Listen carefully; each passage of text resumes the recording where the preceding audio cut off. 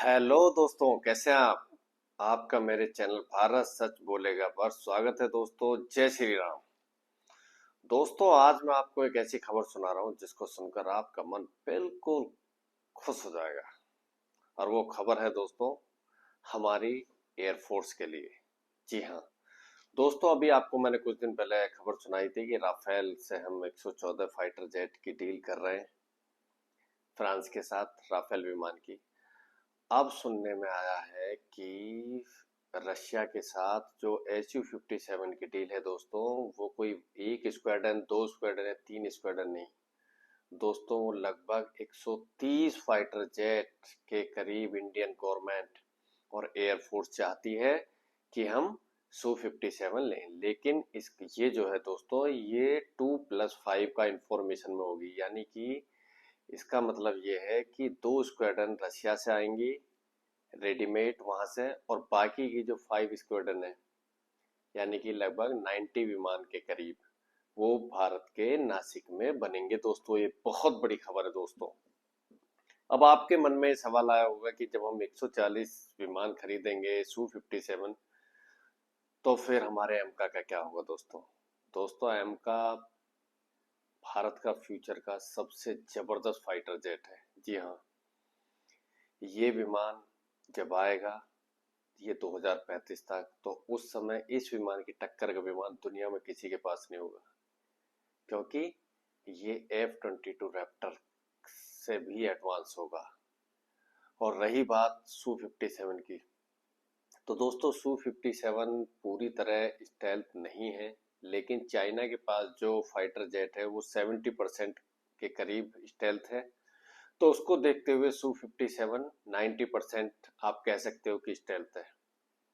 और थोड़ा इसमें अगर कमी है तो वो इंजन की तरफ से जो गवर्नमेंट को डाउट था वो भी दूर कर दिया गया है। लेकिन दोस्तों, ये फाइटर जेट भी अपने आप में बहुत अच्छा है।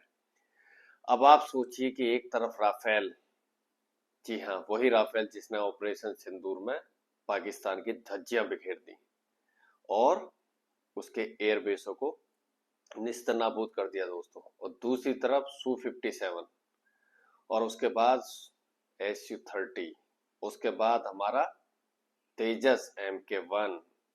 क्या फॉर्मेशन होगा दोस्तों।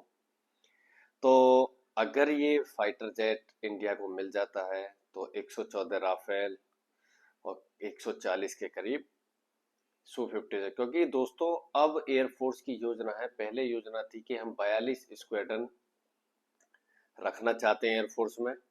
लेकिन अब आज की परिस्थितियों को देखते हुए एयरफोर्स चाहती है कि हमारे पास 52 से 54 स्क्वाड्रन होनी चाहिए।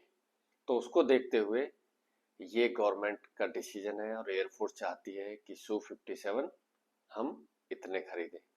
दोस्तों, ये फाइटर जेट बहुत ही शानदार है, और इसके फाइटर जेट के आ जाने के बाद पूरे एशिया में इंडियन एयरफोर्स को कोई भी चुनौती देने वाला नहीं है, क्योंकि चाइना के पास जो फाइटर जेट है वो स्टेल्थ वो बोलता है, लेकिन दोस्तों कोई भी हथियार जो होता है वो युद्ध में टेस्ट होता है, तभी उसकी पता लगती है। बिना युद्ध में टेस्ट करे हुए तो किसी हथियार की कोई वैल्यू है नहीं।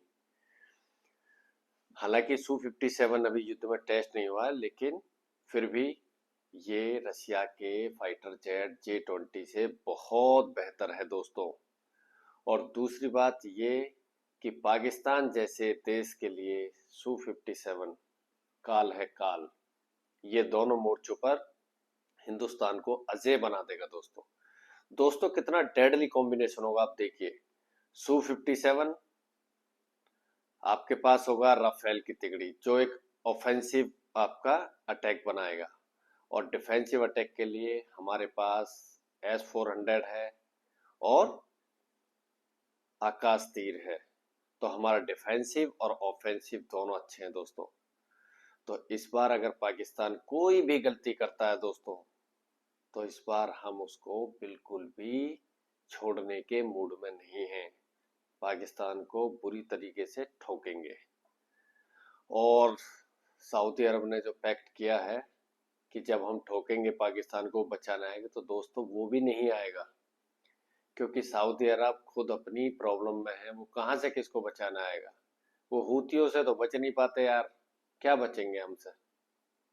तो इसलिए सऊदी अरब ने पाकिस्तान से पैक्ट तो कर लिया है, लेकिन इस पैक्ट के लिए वो भारत को मनाने में लगा हुआ है दोस्तों, क्योंकि भारत ने अपनी नाराजगी जाहिर कर दी और उनको बता दिया। तो दोस्तों, SU-57 फाइटर जेट भारत के लिए गेम चेंजर होगा दोस्तों। इस फाइटर जेट के आने से इंडियन आर्मी दुगनी पावरफुल हो जाएगी और एशिया में उसको कोई चैलेंज देने वाला नहीं मिलेगा, क्योंकि अब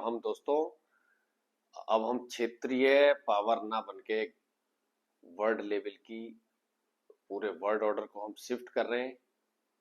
क्योंकि अमेरिका अब पहले जैसी सुपर पावर नहीं रहा, तो हम मल्टी पावर दुनिया चाहते हैं। तो इसीलिए हिंदुस्तान एक वर्ल्ड की उभरती हुई ताकत है और ये पूरी दुनिया जानती है, और ये अमेरिका भी अच्छे से जानता है। तो इसलिए दोस्तों, हमारी इंडियन एयरफोर्स के लिए एक जय हिंद जरूर लिखना, और वीडियो अच्छी लगती है प्लीज लाइक्स और कमेंट्स करें। ओके फ्रेंड्स, जय हिंद।